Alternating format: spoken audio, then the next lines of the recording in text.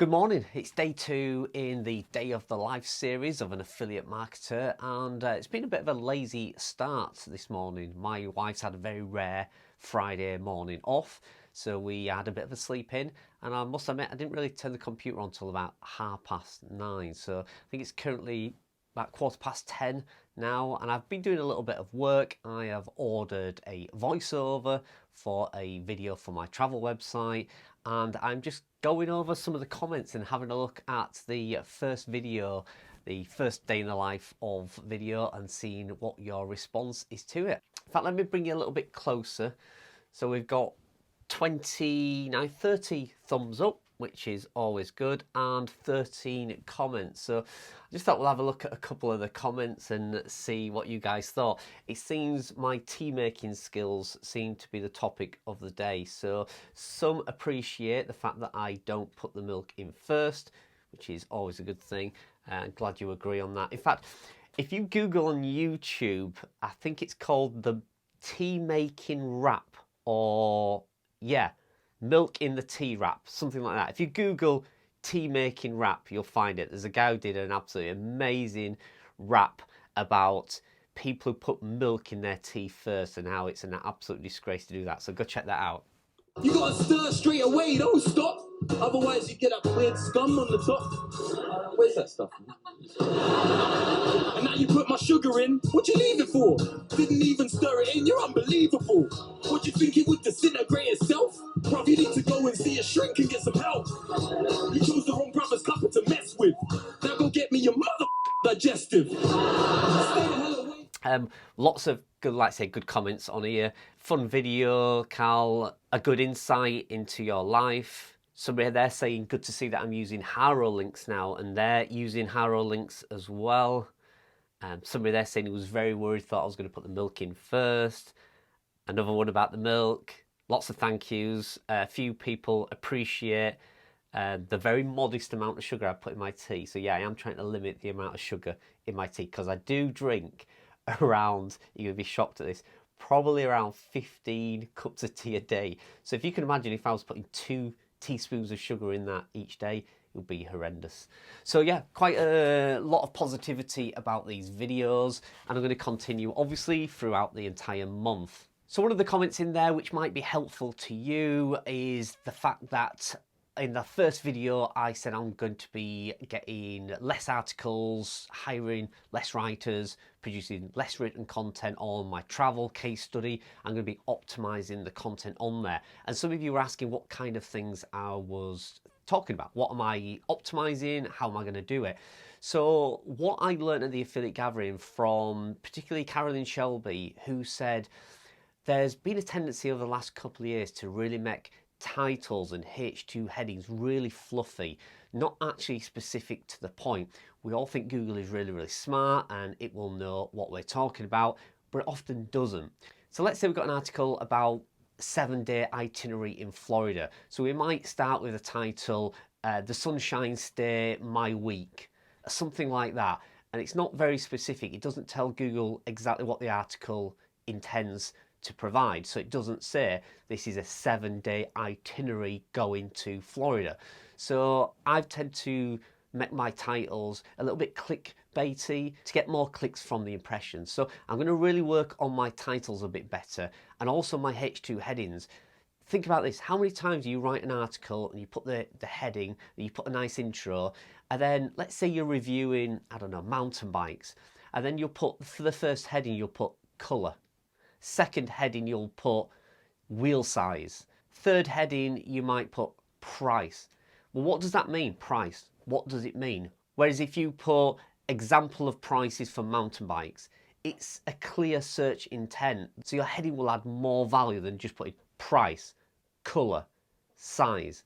So rather than do that, make them clearer to Google what those H2, H3 headings are more about. So it might put mountain bike types, mountain bike sizes, prices of mountain bike varieties. So I'm going to go through all the articles. I'm going to make sure my titles and my H2 headings are clearer. I'm also going to optimize a bit more with the FAQs, make sure the schema markup is in there and those FAQs are doing what they're supposed to do, and also adding FAQs to the ones that haven't got that. but just generally then going through the articles and cutting out the fluff. That's a few things that I'm going to do about optimizing. Like I said, that was a question that popped up on YouTube. So, you know, that is going to be a focus of mine on this site. Now as we put in less content on there, we can focus more on optimizing what's already on there.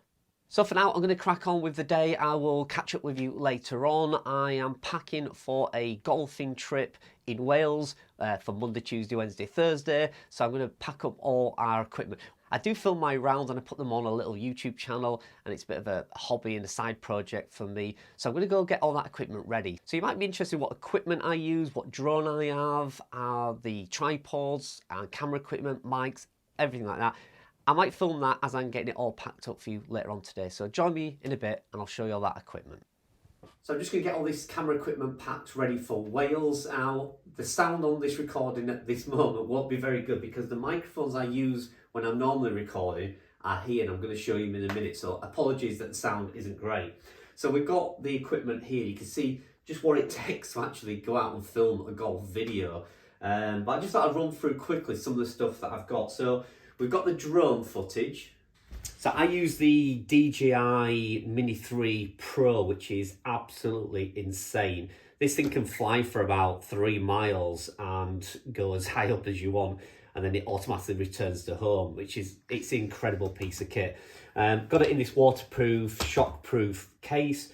You can see it's clearly labelled. I'm a licensed drone pilot, so we're all legal. We can fly in certain areas, especially above golf courses. It's not a problem. We got the backup batteries. We've got 3 batteries here, and I have 2 SIM cards. The SIM cards that's in here it'll do something like 40 hours of recording, so we're all pretty good with that. So the other thing we've got is all the SIM cards, plenty of those. We've got enough SIM cards here for the main camera to do around 12 hours worth of recording. These are the SIM cards for the drone. Again, can do hours of that. Plenty of backup batteries here. This is the main microphone system I use. If you've not seen this, I'll link it in the description. It is by far the best microphone system I've ever seen. It's the DJI wireless microphones. They are incredible. Literally, all you do is pull that out, attach the little attachment to your phone or camera, and clip the mic on, and you're good to go. 2 mics.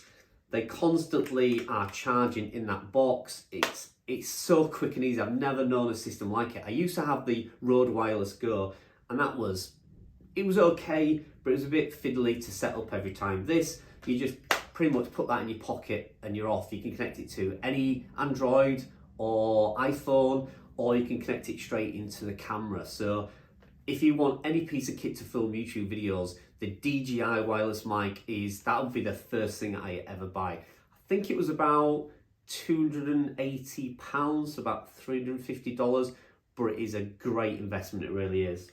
The other part we've got, the main part we have, is the camcorder we use. Now, this is quite an old looking camcorder, but it's actually not. It's a decent piece of kit. It's the Sony, I think this is the AX53. Now, the reason I got this, you can see it is ultra easy to use, and it zooms in an absolute mile. You can stand on a golf course and zoom this in 400 yards and you'll pick up the dimple on the ball. It is that good. And for around $1,000, it is just insanely good quality. I do actually get a lot of comments from other golfing YouTubers asking me what camera I use. And yeah, this is absolutely incredible. We do have different lenses that we can put on for brightness when it's a sunny day or a dark day. So those lenses, the UV filters, they really help. We have the monitor, which is, I think it's a 5-inch monitor on there. Helps you see when it's a bright day. These little monitors here, these little screens are hard to see. So we have the larger monitor, which simply just can click on and off. It's as simple as that. And it is a good piece of kit to have. We have the long life battery on the back. And the other thing we have, hopefully we can zoom in, is this attachment for easy on and off. So you just click that off and click it on again. That is a Ulanzi camera clip, and it's so good to have. If I just show you, if this was your tripod and you wanted to put your camera on your tripod, you simply just do that and it's on. And if you wanted to move the camera around, you can simply move it wherever you want, one turn, and it's tight. Again, it's a great piece of kit. The other tripod we have is this one for the camera. Now this again is really handy. You simply pull that up, extend it, and you're done. And this can go up to, it's about 2 meters. And again, you can turn this. It clips onto your mobile on here. So it's just so easy just to put your mobile on. You can turn that. Yeah, it's a good piece of kit. That was about $30, that's all. It's such a really nice little tripod. And then we have this one, which I think they call the monopod, which is what we put this camera on mainly. So the camera normally goes on this monopod, and then I hold it kind of like this as I'm filming. And again, just one turn and you're done. And it's a nice little monopod there. And again, when you're not wanting it, just turn that and you're good to go. So again, that was about $40. So that's the one we use the most, because it's so easy just to kind of pan the camera around like that. And then if your arms get tired, just hold it like that on the floor. So that's the 3 tripods we take: the drone, the microphone. We do always have this little Joby microphone that we take as kind of a backup, just in case the cordless ones are not charged or something. But yeah, that's pretty much all the filming equipment we have. So we'll get all this packed up, ready for Wales on Monday. But yeah, if I was going to tell you invest in any piece of equipment I've got here, that Sony AX53 camcorder, which you can get now for around $700, it's quite a few years old now, would be my first recommendation. And then the DJI, this wireless microphone set, is just the best thing I've bought. Okay, so it's around 2:30 now. I've been doing some work on my income reports, and I've been taking a look at some of my websites and their performance. At the end of every month, I always like to review everything that's going on in my business. A couple of things I've been shocked about: I've just reviewed my bank account, and my spending for May was actually a lot more than I expected. So that's something I'm going to look into this afternoon. I've also been out in the garden. My son's been taking some photos of me because we're creating some new thumbnails for some of my videos as well. So I hate doing that. I hate going in the garden and posing for photos while he kind of snaps away and then turns them into thumbnails. But hey, has to be done. One thing I wanted to show you now, I've been looking at the numbers on Gardenia Organic, which was a sponsored case study by ODYS, or Odys.global. It was an age domain that I purchased from them last year. And the website in the first year grew really, really well. And then it looked like it got hit. But I think it was just seasonal, because looking over some of the numbers and stuff on it, it looks like it is doing the same pattern that it did last year. But I think last year we got a lot more traffic on it because it was a public case study. So the numbers looked much more impressive last year than they do this year. But I think this year is probably more of a genuine reflection of where the website is and how it should be. So should we just jump on the computer now? I'll just quickly show you a few things about that public case study. Let's see where we are. I've not done an update on that site for quite some time, so let's just quickly jump on the computer and I'll show you a few things. So if you've not seen this website before, this is Gardenia Organic, a public case study that I was running on YouTube. It was an age domain that I purchased off ODYS, so Odys.global, the premium age domains suppliers and specialists. I purchased it off them. Well, it was actually gifted to me, but I spent the whole of 2022 building this website out, and it's still looking pretty good and performing well. If we have a look at something like here, let's have a look at this one, Growing Herbs at Home. You can see here a really lengthy, good article, lovely images, got some infographics on there. We've got some products. Yeah, we've got some products there. These are the product boxes that you can find free inside Popcorn Theme. That's a pretty decent article. If we have a look at another one, let's have a look at maybe a buyer's kind of article. Let's have a look at that. We've got this one here, which is a wheelbarrow. You can see a call to action to buy the product, some nice graphics, information tables, pros and cons. Again, another little product box inside Popcorn, FAQs, and a recap. Yeah, pretty decent articles. So let's have a look at the performance. This is what I wanted to show you. So I purchased this site at the beginning of 2022 and we started to build the site out. Now you can see here it got to a high in August of around 118,000 impressions and about 3,000 clicks per day. And then it started to drop off and we got to December, January where I panicked and thought the site's tanked. But it is just seasonal because you can see now as we're coming up to the summer months and we're just at the very start of summer, you can see we're back up to 60,000 impressions and around between 1,200 and 1,400 visitors per day on the site. So again, the next 3 months are the best months for seasonal sites in gardening. So I expect this graph to go up and continue. So will it get to this peak? I doubt it, because these peaks, a lot of this was coming from the YouTube content. So I was publicising this case study on YouTube, and I think maybe 25% of this traffic might have been from that. But I certainly think we'll get back to these kind of highs here and here, and I think it will be a nice upward trend in summer, downward in winter, and then upward trend in summer again. Now if I have a look at Ezoic, you can see last 30 days, it did 55,000 page views. We did $640. All the core web titles using Popcorn theme are looking good, and we're averaging around $20, $22 a day. Got a high there of almost $27, and we're doing about $300 on Amazon. So around $1,000 per month from this age domain, and I think it's still looking pretty good. Now it is, like I say, a site that I am going to sell. I'm going to get the most out of the seasonal months, so June, July, August, and then I may sell at the end of August, beginning of September. Why? Because I want to focus on my travel websites. I am still distracted by this website. It's a lovely passive income, but I could use the funds from this to really focus on 1 or 2 travel websites. So there you go, I just thought I'd give you a bit of an update. Hope you like that. I've not done many updates on this. Like I said, there is a full playlist on my YouTube channel if you want to follow along with this website. I'll just finish off by showing you this. A few people ask me how I'm tracking the analytics on this. It's SiteKit by Google. It's their own kind of plugin. And you can see here, gives you a nice simple chart. And you can see here, traffic is 12% up in the last 28 days. And if I hold over there, you can see organic search is 12% up. A little bit of direct traffic, a little bit of referrals, but primarily it's organic traffic. And if we go last 90 days, definitely up.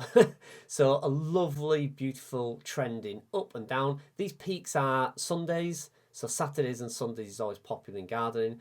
But yeah, you can see there organic traffic is definitely on the up.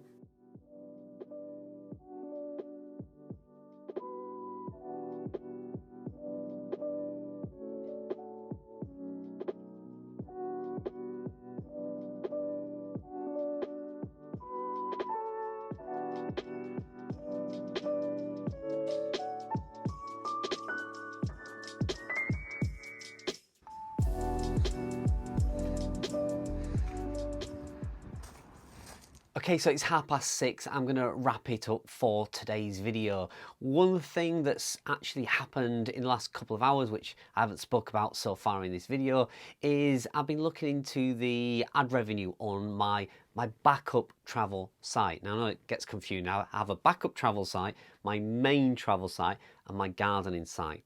So the travel backup site has been performing really, really well, but the earnings from the display ads on it have been terrible. Now it is with Ezoic, so I've reached out to a couple of other companies, Mediavine and AdThrive, and they've had a look at the site. US visitors to the site only makes up about 40% of the traffic, and the rest is from what they call non-top 5 countries, so places like Philippines, India, Pakistan, things like that. So the EPMV is very low. So we've been looking at monetization methods, and I think we've come up with a really good way of monetizing this website. So we won't only be going after display ads, we'll also be going after this new monetization method, and it could be really, really big. So I'll bring that in tomorrow's video because I am, like I say, wrapping this up now, and I'll need to look at these finer details. I might be working in partnership with somebody on that who's more tech savvy and who's done that before. So this monetization method might be run by them. I'll bring you more information tomorrow, or early next week, whenever it pans out, and I'll let you know a little bit more about that.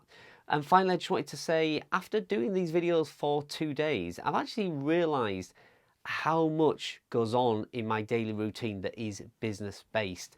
There is so much information each day that I can share with you that it wouldn't warrant a full video, but I can just jump on camera like this, no editing or anything like that, and just tell you that information. And I hope you're finding it helpful.